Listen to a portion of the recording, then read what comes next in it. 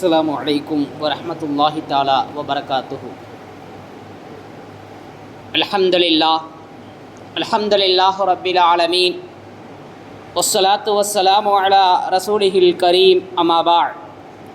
ஃபகத் கால அல்லாஹு தஆலா ஃபில் குர்ஆனில் கரீம் வல் ஃபுர்கானில் மஜீத். அஊது பில்லாஹி மினஷ் ஷைத்தானிர் ரஜீம். பிஸ்மில்லாஹிர் ரஹ்மானிர் ரஹீம். وَإِذْ قَالَ لُقْمَانُ لِابْنِهِ وَهُوَ يَعِظُهُ يَا بُنَيَّ لَا تُشْرِكْ بِاللَّهِ إِنَّ الشِّرْكَ لَظُلْمٌ عَظِيمٌ. قال نبينا صلى الله عليه وسلم اتق الله حيثما كنت أو كما قال عليه الصلاة والسلام. سبحانك لا علم لنا إلا ما علمتنا إنك أنت العليم الحكيم. رب اشرح لي صدري ويسر لي أمري واحلل عقدة من لساني يفقهوا قولي. اللهم صل على سيدنا نبينا مولانا محمد طب القلوب ودوائها وعافية الأبدان وشفائها ونور الأبصار وضيائها وعلى آله وصحبه وسلم. صدق الله العلي العظيم. அருளாளன் அன்பாளன் அல்லாஹுவின் திருப்பெயரால் இந்த ஜும்ஆவுடைய உரையை ஆரம்பம் செய்கிறேன். அன்பும் அருளும் ஆசியும் ஆதரவும் ஆருயிர் நாயகம் அன்னலம் பெருமானார் ஸல்லல்லாஹு அலைஹி வஸல்லம் அவர்களின் மீதும், அன்னாரின் வழி வாழ்ந்த வாழுகின்ற வாழப்போகின்ற புனிதமான இந்த ஜும்ஆவுடைய தினத்தில் கடமையை நிறைவேற்றுவதற்கு அமர்ந்திருக்கின்ற அனைத்து நல்லடியார்களின் மீதும் மஹல்லாவாசிகளின் மீதும் உண்டாவதாக. அன்பிற்குரிய அருளாளன் நடைபெற்று கொண்டிருக்கக்கூடிய இந்தியாவினுடைய மாபெரும் சுதந்திர திருவிழாவாக இருக்கக்கூடிய இந்த தேர்தலில் சிறுபான்மையின மக்களுக்கு அன்பு செலுத்தக்கூடிய, அல்லாஹுவினுடைய ஆட்சிக்கு உட்பட்ட, அல்லாஹுவின் கட்டளையை பயப்படக்கூடிய, அல்லாஹுவை முன்னிறுத்தி அவனை அடியார்களின் மீது அன்பு செலுத்தக்கூடிய ஆட்சியாளர்களை ஆட்சியாளராக தந்தருள வேண்டும் என்று பிரார்த்தித்தவனாக. அன்பிற்குரியவர்களே, ரமலானின் நமது அமல்களை எல்லாம் அல்லாஹ் கபூல் செய்வானாக. நம்மிடமிருந்து வெளிப்படக்கூடிய எல்லா அமல்களையும் கபூலியத்திற்குரியதாகவே அல்லாஹ் ஆக்கி வைப்பானாக. அதில் இஹ்லாஸை அல்லாஹ் நிரப்பமாக்கி வைப்பானாக. மருத்துவமனை கஷ்டம், துன்பம், துயரங்கள், செலவுகள், சிரமங்கள், மருத்துவமனை பயம் அனைத்திலிருந்தும் அல்லாஹ் நம்மை பாதுகாப்பானாக. பேரன்பிற்குரிய அன்பாளன் அருளாளன் நமது பிச்சிலங்களை, நமது வராசத்துக்களை நமக்கு கண்குடிர்ச்சியாக்கி வைப்பானாக. அன்பிற்குரிய அல்லாஹுவின் நல்லடியார்களே, பரவலாக ரமலானிற்கு பின்பு மதரசாக்கள் திறக்கும் காலம், இஸ்லாமிய கல்வியினுடைய துவக்க காலமாக இருந்து கொண்டிருக்கிறது. ஆரம்ப பாடசாலைகளாக இருக்கக்கூடிய மஸ்ஜிதுகளின் திண்ணைகளிலே, மஸ்ஜிதுகளின் ஓரங்களில் நடைபெறக்கூடிய மக்தப் மதரசாக்கள் முதற்கொண்டு இஸ்லாமிய பட்டய படிப்புகள் வரை இருக்கக்கூடிய அத்துணை கல்விக்குமான கல்வியாண்டின் துவக்கம் இந்த ஷவ்வாலினுடைய ஆரம்பம். அல்லாஹ் சுப்ஹானஹு தஆலா நமது குழந்தைகளுக்கும் குர்ஆனிய இல்மை, மார்க்கத்தின் இல்மை நிரப்பமாக்கி வைப்பானாக. பேரன்பிற்குரிய அல்லாஹுவின் நல்லடியார்களே, இன்று நாம் இந்த நவீன யுகத்தில் நாம் தேடிக்கொண்டிருக்கக்கூடிய அத்தனைக்குமான தீர்வு மதரசாக்களில் இருக்கிறது. மனிதன் நிம்மதியை தேடுகிறான். அந்த நிம்மதியை இன்பமாக அளிக்கக்கூடிய இடம், நிம்மதியை நிரப்பமாக வழங்கக்கூடிய இடம் மதரசாக்களாக இருந்து கொண்டிருக்கிறது. மனிதன் அன்பை தேடுகிறான். அன்பு என்பது காணாமல் போடல் பொருளாக இருந்து கொண்டிருக்கிறது. மனிதாபிமானம் என்பது மரணிக்கக்கூடிய ஒரு காலகட்டத்திலே நாம் வாழ்ந்து கொண்டிருக்கிறோம். பேரன்பிற்குரியவர்களே, அன்பை ஆழமாக தருவதுதான் மக்தபினுடைய மதரசாக்கள். ஒருவரை நேசிக்கும் பண்பை உருவாக்குவதுதான் மக்தப்களுடைய நோக்கங்களாக இருந்து கொண்டிருக்கிறது. அன்பிற்குரியவர்களே, இன்றைய காலகட்டத்திலே நாம் எதை தேடிக்கொண்டிருக்கிறோமோ அது அத்துணையும் பரிபூரணமாக தரக்கூடிய தலைவாசல் தான் மதரசாக்களாக இருந்து கொண்டிருக்கிறது. எனவே அந்த மதரசாக்களை புறந்தள்ளிவிட்டு, அந்த மதரசாக்களை ஓரம் வைத்துவிட்டு நாம் தேடக்கூடிய எதையுமே நிரப்பமாக அடைந்து கொள்ள முடியாது. அன்பிற்குரிய அல்லாஹுவின் நல்லடியார்களே, எவ்வளவு கல்வி இருந்தாலும் சரி, எவ்வளவு பெரிய பட்டங்கள் பெற்றாலும் சரி, அல்லாஹுவினுடைய அந்த ஹிக்மத் என்ற அந்த அறிவில்லாமல், நுட்பமில்லாமல் நாம் மிகப்பெரிய படிப்பாளியாக ஆகிவிட முடியாது. பேரன்பிற்குரியவர்களே, குர்ஆனிலே அல்லாஹ் ஒரு வரலாறை சொல்லி காட்டுகிறான். லுக்மான் அலைஹிஸ்ஸலாத்தினுடைய வரலாறு. லுக்மானுல் ஹக்கீம் என்று அவர்கள் வர்ணிக்கப்படுகிறார்கள். அவர்கள் பெயர் லுக்மான், அவர்களுடைய புனை பெயராக ஹக்கீம், நுட்பம் பெற்றவர், ஞானம் பெற்றவர் என்று அவரை வர்ணிக்கப்படுகிறது. அவரிடத்திலே கேட்கப்பட்டது, உங்களுக்கு எப்படி இந்த ஞானம் கிடைத்தது என்று. உங்களுக்கு எப்படி இந்த ஞானம் கிடைத்தது என்ற உடனே, நீங்கள் எப்படிங்க இவ்வளவு பெரிய ஆளாக வந்தீங்க, 10th +2 இல்லை ஐஏஎஸில் ஐஎஃப்எஸில் 2 நாளைக்கு முன்னாடி கூட அந்த ஐஏஎஸ் ஐபிஎஸ்னுடைய அந்த தேர்வோட வெற்றி பெற்றவர்களை கேட்கின்ற நேரத்தில் விடாமுயற்சியாக தொடர்ந்து படித்தேன், 7 முறை தோல்வியடைந்து 8வது முறை நான் பாஸ் ஆகியிருக்கிறேன் அப்படின்னு சொல்கிறாங்க. நேரங்காலம் இல்லாமல் கிடைக்கும் நேரமெல்லாம் நான் படித்து கொண்டே இருப்பேன். 10th +2 பாஸ் ஆன அந்த மாணாக்கரை கேட்கின்ற நேரத்திலே அதற்காக மாணாக்கர் படிக்கக்கூடாது, அப்படிலாம் முயற்சி பண்ணக்கூடாதுன்னு நினச்சிடக்கூடாது. அன்பிற்குரியவர்களே, இப்போ அவங்க சொல்லக்கூடிய அந்த விஷயம் படிப்பாளியாக ஒரு அந்த கல்வித்துறையில் வெற்றி பெற்றதற்கான அடையாளமாக அவர்கள் சொல்கின்ற விஷயம் தொடர் முயற்சி, விடாமுயற்சி, நேரங்காலம் இல்லாமல் நான் படித்து கொண்டே இருந்தேன், அதனால் எனக்கு வெற்றி கிடைத்தது என்கிறார்கள். எனவே படித்து கொண்டே இருக்கிறார்கள், பட்டய படிப்புகள் வாங்குகிறார்கள், எம்ஃபில் என்ற அந்த அடுத்தடுத்த பிஹெச்டி என்று அவர்கள் அடுத்த நகர்வுக்கு செல்கிறார்கள். அதற்கெல்லாம் படிப்பு காரணமாக இருக்கிறது. ஆனால் அல்லாஹ் தரக்கூடிய அந்த நுட்பம், மனிதனை மனிதனாக மதிக்கின்ற அந்த மனப்பான்மை, அது எப்பொழுது கிடைக்கும் என்று சொன்னால் குர்ஆனிய இல்மில் தான் கிடைக்கும், மார்க்கத்தினுடைய கல்வியில் தான் கிடைக்கும். அதே நேரத்தில் அதிகம் பேசாமல் இருந்ததினால் எனக்கு கிடைத்தது என்பதாக லுக்மான் அலைஹிஸ்ஸலாம் சொல்லி காட்டுவார். அதிகம் நான் பேச மாட்டேன், தேவையில்லாத விஷயங்களில் நான் தலையிடுவதில்லை, அதன் காரணமாக எனக்கு இந்த நுட்பம் கிடைத்தது என்பதாக சொல்லி இருக்கிறார்கள் என்று சொன்னால், இத்தகைய பண்பை வளர்ப்பதுதான் மதரசாக்களினுடைய தலையாய கடமையாக இருக்கிறது. பேரன்பிற்குரியவர்களே, பெற்றோர்கள் பிள்ளைகள் தன் மீது பாசம் வைக்க வேண்டும் என்று ஏங்குகிறார்கள். ஒரு சூழ்நிலைக்கு பின்பு இவனை எப்படியெல்லாம் நான் வளர்த்தேன், ஆனால் என்னை கண்டுகொள்வதில்லையே என்று கவலைப்படுகிறார்கள். அந்த கண்டுகொள்ளக்கூடிய ஒரு சூழ்நிலை, மனப்பான்மை, தன்னுடைய பெற்றோர் என்கின்ற அந்த அன்பு, பண்பு, பாசம் எங்கே கிடைக்கும் என்று சொன்னால், அதை ஒரு தாய் குழந்தைக்கு உணவு ஊட்டுவது போல குர்ஆனையும் ஹதீஸையும் நபி பெருமானார் ஸல்லல்லாஹு அலைஹி வஸல்லம் அவர்களின் அந்த பொன்மொழியின் வாயிலாக சஹாபாக்கள் தாபிஈன்களினுடைய அந்த வரலாறுகளின் மூலமாக ஊட்டுவதுதான் மதரசாக்களாக இருந்து கொண்டிருக்கிறது. அன்பிற்குரியவர்களே, ஒரு மனிதன் உலகில் வாழுகின்ற நேரத்தில் எதை வேண்டுமானாலும் இழக்கலாம், ஆனால் ஈமானை இழந்துவிடக்கூடாது.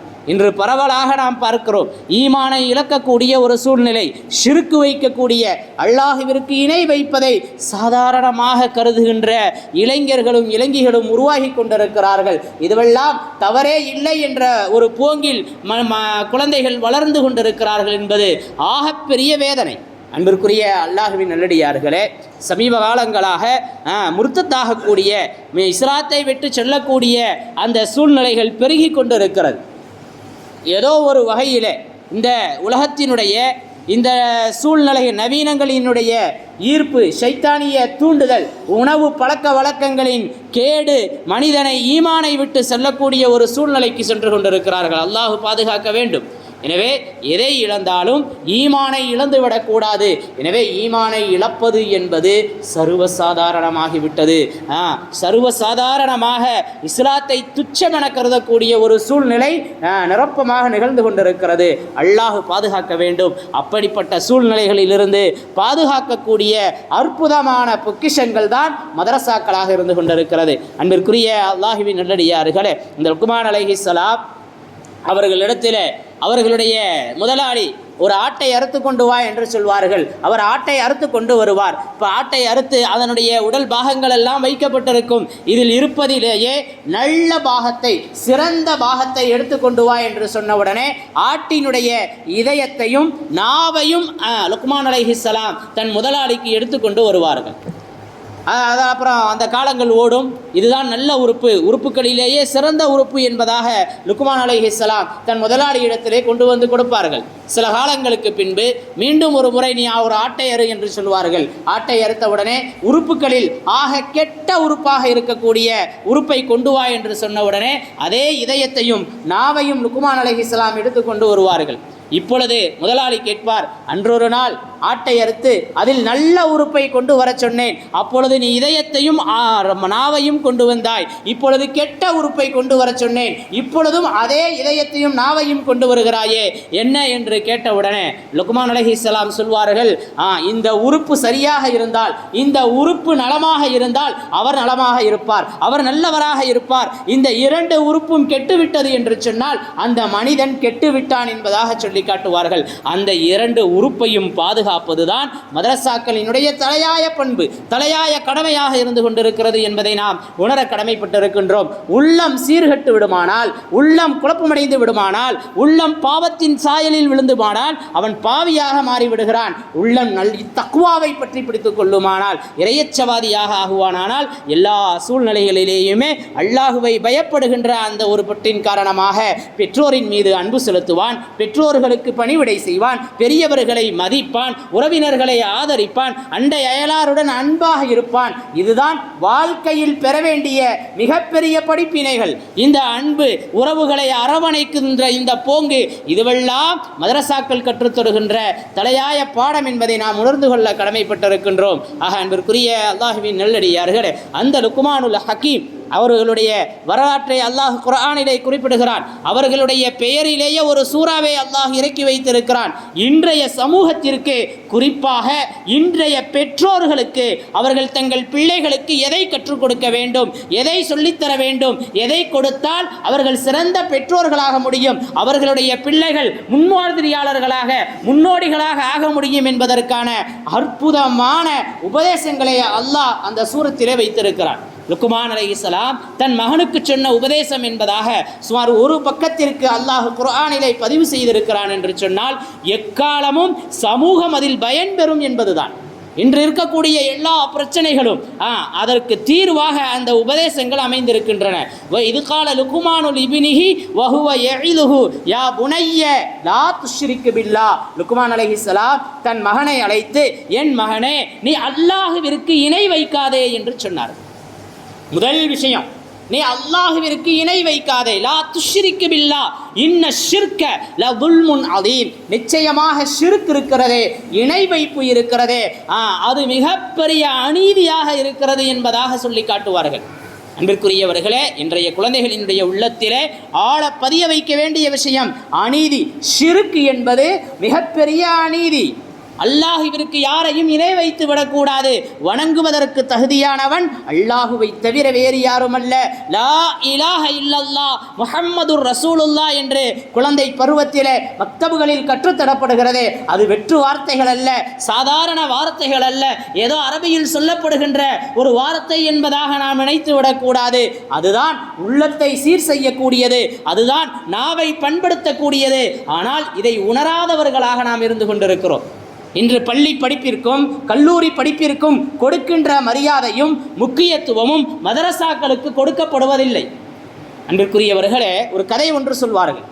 ஒரு மனிதன் கீழிருந்து மேல் நோக்கி ஒரு மலையில் இருக்கக்கூடிய தன்னுடைய வீட்டிற்கு தன் பானையிலே தண்ணீர் சுமந்து கொண்டு செல்கிறார். ரெண்டு பானையும் இப்படி தொங்க போட்டு போகிறான்.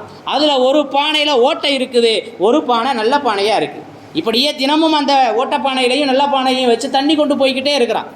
இப்பொழுது அந்த ஓட்டப்பானையில் தண்ணி ஓட்டையாக இருப்பதின் காரணமாக, பானை ஓட்டையாக இருப்பதின் காரணமாக தண்ணீர் சொட்டு சொட்டாக உழுது கொண்டே இருக்கிறது. அவன் கடைசியில் வீட்டுக்கு போய் சேரையில் ஒரு 2 பானை தண்ணி இருக்கிறது இல்லை, 1.5 பானை தண்ணி தான் அவனுக்கு கிடைக்குது. இதுவே நடக்குது. ஒரு நாள் இந்த நல்ல பானை ஓட்டப்பானையை பார்த்து சொல்லிச்சான், நீ ஓட்டப்பானையாக இருக்கிற, முதலாளிக்கு நான் தான் ரொம்ப பிரயோஜனம் தர்றவனாக இருக்கிறேன், நான் நல்ல பானையாக இருக்கிறதுனால முழுமையாக அவரை என் மூலம் பயன்பெறுகிறார், நீ ஓட்டையாக இருக்கிறதுனால அரைகுறையாகத்தான் பயன்பெறுகிறார், எனவே நான் தான் முதலாளிக்கு பயன் தருபவரில் நல்லவனாக நிரப்பமானவனாக இருக்கிறேன் என்று அந்த ஓட்டப்பானை சொல்லிச்சு. இப்போ இதை நல்ல பானை சொல்லிச்சு. இப்போ இந்த ஓட்டப்பானைக்கு இதை கேட்டு கவலையாயிடுச்சு. ஓட்டப்பானைக்கு இதை கேட்டு கவலையாயிடுச்சு. முதலாளிக்கு நாம் நல்ல முறையில் பயன் தர முடியலையே அப்படின்னு கவலையாக இருக்குது. ஒரு நாள் முதலாளி தண்ணி தூக்கிட்டு போகையில் இந்த ஓட்டப்பானை முதலாளிகிட்ட கேட்டுச்சு, எனக்கு ரொம்ப கவலையாக இருக்குது, நான் உங்களுக்கு முழுசாக பயன் தர்றதில்ல, அரைகுறையாகத்தான் பயன் தர்றேன், நீங்கள் 1 பானை தண்ணியை சுமக்கையில் வச்சுருக்கீங்க, வீட்டுக்கு வந்த உடனே அது அரைப்பானை தான் இருக்குது, நான் ஓட்டையாக இருக்கிறதுனால குறையாக இருக்கிறதுனால பரிபூரணமான பலன் இல்லை அப்படின்னு சொல்லிச்சு. இப்போ முதலாளி ஒன்றும் சொல்லலை. இப்போ மறுநாள் திருப்பி தண்ணி தூக்கிட்டு வரையில் முதலாளி சொன்னார், உன்னுடைய புறத்தை மட்டும் நீ பார்த்து கொண்டே வா, உன்னுடைய பக்கத்தை மட்டும், உன்னுடைய ஓரத்தில் இருக்கிற அந்த ஓரப்பகுதியை மட்டும் நீ பார்த்து கொண்டே வான்னு சொல்லிட்டார். இப்போ இந்த ஓட்டப்பானை தண்ணியை தூக்கிட்டு போகையில் இந்த ஓட்டப்பானையின் ஓரத்தில் இருக்கிற அந்த பக்கத்தை பார்த்துக்கிட்டே வருது. மலையில் கீழேருந்து மலை மேலே ஏறுற வரைக்கும் அங்கே பசுமையாக இருக்கிறது, நல்ல பூக்கள் பூத்து குலுங்குகிறது, பார்ப்பதற்கே கண்களிலே அழகுதிரே மகிழ்ச்சியாக இருக்குது, சந்தோஷமாக இருக்குது. இன்றைக்கி மலை பிரதேசங்களுக்கு டூரிஸ்ட் போகிறாங்க. வெயில் காலத்தில் எல்லா பக்கமும் பசுமை இல்லாமல் போய்விடுகிறது. கண்ணுக்கு குளிர்ச்சியாக பச்சை இலைகளை, மரங்களை, காடுகளை பார்க்கையில மனதிற்கு மகிழ்ச்சி ஏற்படுகிறது. உண்மையா இல்லையா? இப்போ இந்த ஓட்டப்பானை அப்படி பார்த்துக்கிட்டே வருது, அதை அறியாமலேயே அதற்குள்ள ஒரு மகிழ்ச்சி. காரணம் என்னவென்று சொன்னால், இந்த பானை ஓட்டையாக இருந்ததின் காரணமாக இந்த முதலாளி அதை பயன்படுத்தி கொண்டார். இது ஓட்டையாக போச்சுங்கிறதுக்காக அதை தூக்கி போடலை. இப்போ அவர் சொன்னார், நீ ஓட்டையாக உழுதுகிட்டே இருந்த, நான் போகிற வள்ளியை அழகுபடுத்தணும்னு நினச்சி சில நல்ல விதைகளை தூவி விட்டேன். நான் தூவி விட்ட விதைகள் உன்னுடைய அந்த நீர் பட்டதின் காரணமாக முளைத்து அழகாக அந்த பாதையை காட்சியளித்தது. எனவே நீ பயனற்றவன் அல்ல, நீதான் ஆக சிறந்த பயன் தந்தவன் என்பதாக அந்த முதலாளி உணர்த்தினாராம். இப்படித்தான் மதரசாக்களினுடைய மதிப்பையும் மாண்பையும் அதனுடைய முன்னேற்றத்தையும் அதனுடைய சிறப்பையும் அதனால் கிடைக்கக்கூடிய பெரும் பேரையும் உணராதவர்களாகவே நாம் இருந்து கொண்டிருக்கிறோம். ஆனால் நிச்சயமாக மனிதனை மனிதனாக்கும் பண்பு, மனிதனை புனிதனாக்கும் பண்பு மதரசாக்களின் மூலம் மட்டுமே கிடைக்கிறது, குர்ஆனிய இல்மின் மூலம் மட்டுமே கிடைக்கிறது. ஓட்ட பானையினுடைய பயன் எப்படி மனிதனுக்கு உணரவில்லையோ, அவர்களுக்கு உணராமல் போய்விட்டதோ, அதுபோல மதரசாக்களினுடைய பயனும் உணராத சமூகமாக நாம் காட்சி எடுத்துக் கொண்டிருக்கிறோம். அன்பிற்குரிய அல்லாஹ்வின் நல்லடியார்களே, எனவே அதன் மீது கொஞ்சம் நாம் கவனம் செலுத்த கடமைப்பட்டிருக்கின்றோம். அன்பிற்குரிய அல்லாஹ்வின் நல்லடியார்களே, நீ ஷிர்க் செய்யாதே என்று லுக்மான் அலைஹிஸ்ஸலாம் தன் மகனை பார்த்து சொன்னார். இன்னைக்கு பார்க்குறோம், இணை வைப்பு என்பது சர்வசாதாரணமாக எத்தனையோ ஆண்கள் மாற்று மத சகோதரிகளை திருமணம் முடிக்கிறார்கள், கலிமா சொல்லித் தரப்படுகிறது. ஆனாலும் பரிபூரணமாக அவர்களை இஸ்லாத்துக்குள்ளே நுழைக்கிறதில்லை. அதனுடைய விளைவு என்ன?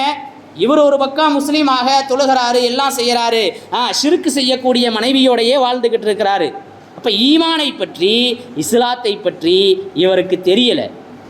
மனைவி ஷிர்காலியாக இருக்கிறார், அவர்களுக்கு பிறந்த குழந்தையும் அதே சாயலிலே வளர்கிறது. நமதூரில் கூட எத்துணையோ நபர்களை கை காட்ட முடியும். அல்லாஹ் பாதுகாக்கணும். இது எதன் காரணமாக இப்படிப்பட்ட ஒரு சூழ்நிலை? ஈமானினுடைய பரிச்சம், ஷிர்க்கினுடைய அந்த கெடுதி, பாவத்தினுடைய அந்த மதிப்பு தெரியாததினுடைய விளைவு.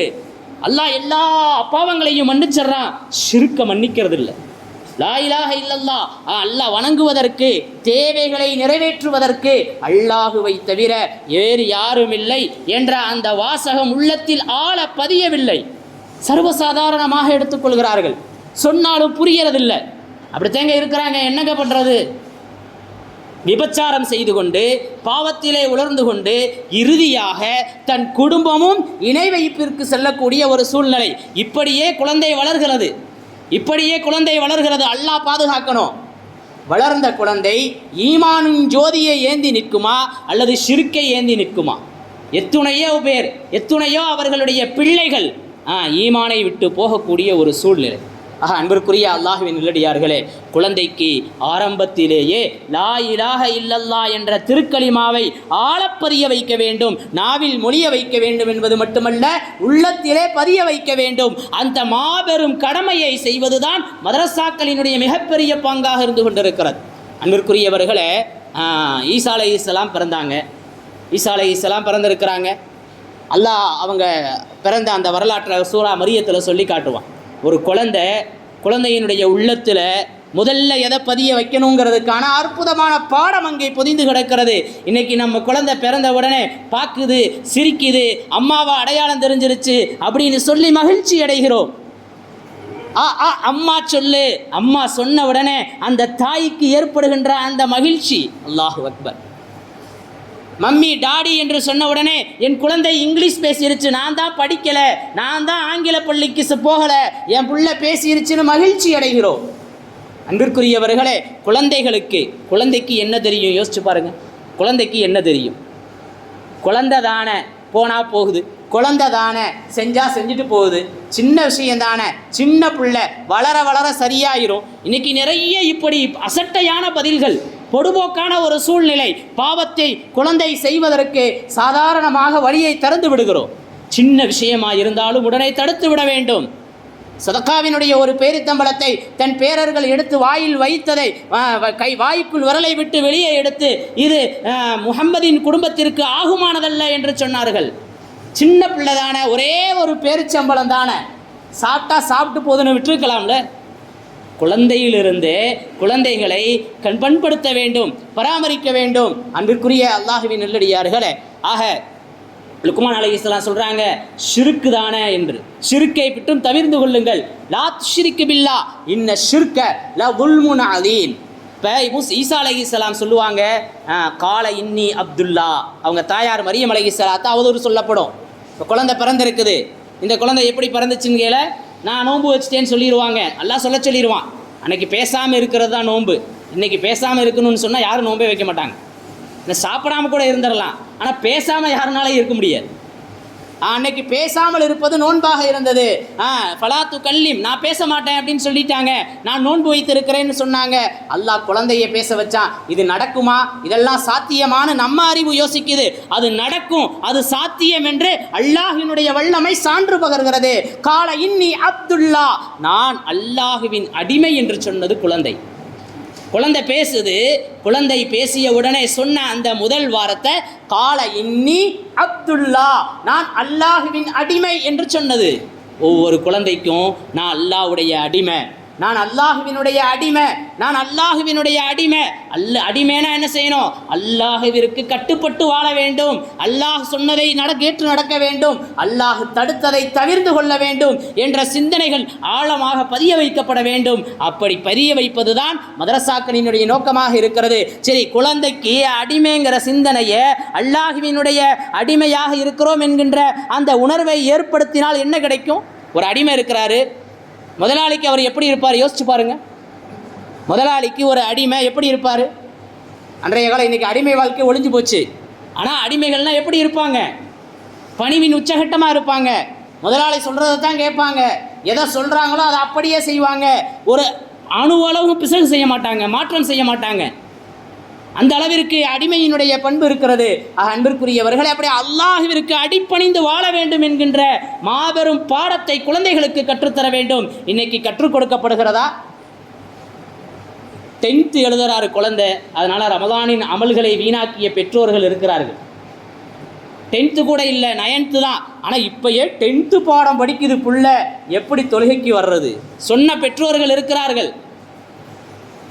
எல்கேஜி யூகேஜி தான் போகுது, அதுக்கு ஸ்பெஷல் கிளாஸ் வேறு, அதுக்கு டியூஷன் வேறு. குர்ஆனை புறக்கணித்த பெற்றோர்களும் இருக்கிறார்கள். உலகத்தினுடைய கல்விக்காக முயற்சி செய்கின்ற, தன் பொருளாதாரத்தை செலவழிக்கின்ற பெற்றோர்கள் இருக்கிறார்கள். எவ்வளவு சிரமப்பட்டாவது ஸ்கூலில் கொண்டு போய் விடக்கூடிய பெற்றோர்கள் இருக்கிறார்கள். அவ்வளவு சிரமத்தில் ஒரு 10% கூட மதரசாவிற்கு அனுப்ப வேண்டும் என்கின்ற சிந்தனை இல்லாமலும் பெற்றோர்கள் இருக்கிறார்கள். இது ஆகப் பெரும் வேதனை. இது சமூகத்தினுடைய சாபக்கேடு என்பதை உணர்ந்து கொள்ள கடமைப்பட்டிருக்கின்றோம். அல்லாஹுவை முழுமையாக விளங்காத குழந்தை பெற்றோரை எப்படி மதிக்கும்? பெற்றோருக்கு எப்படி கட்டுப்படும்? பெற்றோர் இல்லாமல் நாம் இல்லை. உண்மையா இல்லையா? பெற்றோர் இல்லைனா இந்த குழந்தை உருவாகி இருக்க முடியுமா? ஆக பெற்றோருக்கு நன்றி செலுத்தணும். வஅபுதுல்லா, அல்லாஹுவை வணங்குங்க. வலா துஷ்ரிக்கு பில்லாஹ், அல்லாஹுக்கு இணை வைக்காதீங்கன்னு சொல்லிட்டு வஸ்ஸைனல் இன்சான பிவாலிதைஹி, பெற்றோருக்கு உபகாரம் செய்யுங்கள். பெற்றோருக்கு உபகாரம் செய்யுங்கன்னு அல்லாஹ் சொல்கிறான். அல்லாஹுவை வணங்கணும்னு சொல்லிட்டு அதோட இணைச்சு அல்லாஹ் பெற்றோருக்கான கண்ணியத்தை செய்ய சொல்கிறான். இப்போ எவ்வளவு பெரிய முக்கியமான விஷயம். இன்னைக்கு பெற்றோரை நிந்திக்கக்கூடிய, பெற்றோருக்கு முன் குரலை உயர்த்தக்கூடிய, பெற்றோரை மதிக்காத, பெற்றோரை துச்சமென கருதக்கூடிய, பெற்றோர்களுடைய விஷயத்திலே கவனம் செலுத்தாதவர்கள் நிரம்பி கிடக்கிறார்கள். அல்லாஹ் பாதுகாக்கணும். இது எதனுடைய விளைவு? மதரசாக்களை நாம் பாழ்படுத்தியதனுடைய விளைவு. மதரசாக்களை கவனம் செலுத்தாததின் காரணமாக நமது குழந்தைகள் நம்மின் மீது கவனம் செலுத்துவதில்லை. வயதானவர்கள் பராமரிப்பதற்கு ஆள் இல்லாமல் இருப்பவர்களை கேட்டால் அதனுடைய வேதனை புரியும். அன்பிற்குரிய அல்லாஹுவின் நல்லடியார்களே, அப்போ லுக்மான் அலைஹிஸ்ஸலாம் சொல்கிறாங்க, இன்ன ஷிர்க லظுல்முன் அதீம் வஸ்ஸைனல் இன்சான பிவாலிதை, பெற்றோருக்கு உபகாரம் செய்யணும். அவங்க சொன்ன 2வது உபதேசம் அல்லாஹ் குர்ஆனில் அற்புதமாக சொல்லி காட்டுவான். எவ்வளவு கஷ்டத்திற்கு பின்பு உம்முடைய தாய் உம்மை பெற்றெடுத்திருக்கிறாள். ஆக மிகப்பெரிய வலி, உலகத்திலேயே ஏற்படுகின்ற வலிகளில் ஆகப்பெரிய வலி பிரசவ வலி என்பதாக சொல்லப்படுகிறது. தமிழில் அதனால்தான் அதற்கு பிரசவம் என்று சொல்கிறார்கள், செத்து பிழைக்குதல் என்று. அந்த அளவிற்கு வலி ஏற்படுத்துகிறது. ஆக அப்படிப்பட்ட பெற்றோரை, தாயை, தந்தையை கண்ணியம் செலுத்தணும், மரியாதை செலுத்தணுங்கிறத லுக்மான் அலைஹிஸ்ஸலாம் தன் பிள்ளைக்கு உபதேசமாக சொல்லி காட்டுகிறார்கள். அன்பிற்குரிய அல்லாஹுவின் நல்லடியார்களே, வாக்கிமிஸ்ஸலா, நீ தொழுகையை நிலைநிறுத்து, தொழுகையை நிலைநிறுத்து. எல்லா நபிமார்களும் செஞ்ச உபதேசம் இது. லுக்மான் அலைஹிஸ்ஸலாம் குறிப்பாக சொல்கிறார்கள், நீ தொழுகையை நிலைநாட்டு என்று. நானும் கூட 27 அன்னைக்கு மஹல்லாவாசிகளுக்கெல்லாம் தெரியும், நான் உங்கள்கிட்ட எதுவுமே கேட்கல, ஒரே ஒரு விஷயம் கேட்குறேன்னு சொல்லிட்டு குறைஞ்சது அல்லாஹ் 5 வக்து தொலை சொல்லியிருக்கிறான், ஆனால் நீங்கள் ஃபஜ்ருக்கு மட்டும் வந்துடுங்க அப்படின்னு சொன்னேன். ஏன்னா ஃபஜ்ரு கிடச்சா எல்லாம் கிடச்சிரும், ஃபஜ்ரு தொழுகைக்கு வந்துட்டோம்னா எல்லாமே கிடச்சிரும். காரணம், ஃபஜ்ரு தொழுகிறவர் அல்லாஹ்வுடைய வட்டத்துக்குள்ளே வந்துடுறார். அல்லாஹ்வுடைய வட்டத்துக்குள்ளே வந்தவர் வீணாக போக மாட்டார், அல்லாஹ்வுடைய வட்டத்துக்குள்ளே வந்தவர் நஷ்டவாளியாக மாட்டார், அல்லாஹ்வுடைய வட்டத்துக்குள்ளே வந்தவர் தோல்வி அடைய மாட்டார், வெற்றியாளராகத்தான் இருப்பார். அவருடைய எல்லா காரியத்தையும் அல்லாஹ் பொறுப்பேற்றுக் கொள்வான். என் பிள்ளைக்கு நான் பொறுப்பு, என் பிள்ளைக்கு ஒரு கவலை என்றால், என் பிள்ளைக்கு ஒரு நஷ்டம் என்றால் அதற்கு நான் பொறுப்பேற்றுக் கொள்வேன். உண்மையா இல்லையா? ஃபஜ்ரு தொழுதவருக்கு அல்லாஹ் பொறுப்பேற்றுக் கொள்கிறான். எனவே அதுக்கு மட்டும் வந்துருங்கன்னு வாதா வாங்கினோம். ஆனால் யார் வர்றாங்கங்கிறது அவர்களுக்கே வெளிச்சம். அல்லாஹ் பாதுகாக்க வேண்டும் இந்த நேரத்திலும். ஆனால் இதை சொல்ல வேண்டிய ஒரு கடமையும் ஒரு பொறுப்பும் இருக்கிறது என்பதை நான் உங்களிடத்திலே சொல்லிக் கொள்கிறேன். மஹல்லா வாசிக ரொம்ப அசட்டையாக இருக்கிறீங்க, ரொம்ப பொடுபோக்காக இருக்கிறீங்க, அல்லாஹ்விடத்திலே பதில் சொல்லியே ஆக வேண்டும். அகிமிஸ்ஸலா, நீங்கள் தொழுகையை நிலைநாட்டு என்பதாக லுக்மான் அலைஹிஸ்ஸலாம் தன் மகனுக்கு உபதேசம் செய்தார்கள். உங்களுக்கும் அந்த உபதேசத்தை நான் ஞாபகப்படுத்துகிறேன். அன்பிற்குரியவர்களே, இன்னைக்கு எத்துணை பெற்றோர்கள் தன் பிள்ளை தொழுகணும்னு நினைக்கிறோம், தான் பிள்ளை தொழுகணும்னு எத்தனை பெற்றோர்கள் நினைக்கிறோம்? யோசிச்சு பாருங்க. அப்படியே அழக அற்புதமான சில விஷயங்களை லுக்மான் அலைஹிஸ்ஸலாம் சொல்லி காட்டுவாங்க. அகிமிஸ்ஸலா வஅமுரு வன்ஹா அனில் முன்கர், நல்லதை ஏவு, தீயதை தடுத்து விடு. வஸ்பிர் அலாமா அசாபக், நல்லதை ஏவி தீயதை தடுத்தா அதில் நிறைய கெட்ட பேர் ஏற்பட்டுரும். நல்லதை ஏவனா கூட பெருசாக ஒன்றும் நடக்காது, தீயதுன்னு தடுக்கிறோன்னு வச்சுக்கோங்க, அதனுடைய விளைவு பெருசாக இருக்கும். இன்னைக்கு யாரும் யாரையும் மதிக்கக்கூடாதுங்கிற ஒரு காலமாக இருக்கிறது. இது ஷைத்தானிய காலம் என்று தான் உணர வேண்டும். யாருக்கு எந்த ஒரு நலவையும் சொல்வதற்கான வாய்ப்பு குறைக்கப்படுகிறது. ரொம்ப யோசிக்க வேண்டியதாக இருக்குது. ஏதாவது ஒரு நல்ல விஷயத்தை சொல்லணும்னு சொன்னால் ரொம்ப யோசிக்க வேண்டியதாக இருக்குது. ஏதாவது ஒரு தவறு, நபி ஸல்லல்லாஹு அலைஹி வஸல்லம் அவர்களுக்கு நதீர் அப்படின்னு ஒரு பேர். நதீர்னா எச்சரிக்கை செய்பவர். ஏதாவது ஒரு தவறு வேகமாக வருவாங்க நபி பெருமானார் ஸல்லல்லாஹு அலைஹி வஸல்லம், மின்பரில் ஏறுவாங்க, அதை தடுப்பார்கள். இப்படி செய்கிறீங்க செய்யாதீங்கன்னு சொல்லுவாங்க. இது நபியினுடைய பண்பு. ஆனால் இப்படிப்பட்ட பண்பு தவறை தடுக்குகின்ற ஒரு சூழ்நிலை, தீயதை தடுக்க வேண்டும் என்கின்ற ஒரு போங்கு குறைந்து கொண்டிருக்கிறது. ஏன் என்று சொன்னால் யாரையும் மதிக்காத ஒரு சூழ்நிலை. அல்லாஹ் பாதுகாக்கணும். அன்பிற்குரிய அல்லாஹுவின் நல்லடியார்களே, ஆக அப்படி நீ நல்லதை ஏவி தீயதை தடுக்கின்ற நேரத்தில் உனக்கு நிறைய குழப்பங்கள் ஏற்படும், நிறைய அவதூறுகள் ஏற்படும். வஸ்பிர் அலாமா அசாபக், உனக்கு ஏற்படுகின்ற அந்த குழப்பத்திலையும் முசீபத்திலையும் நீ பொறுமையாக இரு என்பதாக லுக்மான் அலைஹிஸ்ஸலாம் அற்புதமான உபதேசத்தை சொல்லி காட்டுவாங்க. உண்மையிலேயே ஒவ்வொரு பெற்றோரும் தன் பிள்ளைகளுக்கு சொல்ல வேண்டியது அப்படிப்பட்ட அந்த உபதேசங்கள், அப்படிப்பட்ட வாழ்க்கையினுடைய வழிமுறைகளை, பண்பியலைத்தான் மதரசாக்கள் கற்றுத்தருகிறது. எனவே அந்த மதரசாக்களை நாம் பயன்படுத்த வேண்டும். குர்ஆனிய இல்மை நமது குழந்தைகளுக்கு தர வேண்டும். நம் வாழ்க்கையினுடைய வசந்தத்தின் ஆரம்பம், நம் வாழ்க்கையினுடைய வசந்தத்தின் தலைவாசல் மதரசாக்கள் என்பதை உங்களுடைய உள்ளத்தில் ஆழப்பதிய வையுங்கள். என்றுமே மறந்து விடாதீர்கள். அல்லாஹ் கிருபை செய்யட்டும். வாஹிரு தஅவானா அல்ஹம்துலில்லாஹி ரப்பில் ஆலமீன். அஸ்ஸலாமு அலைக்கும் வரஹ்மத்துல்லாஹி தஆலா வபரகாத்துஹு.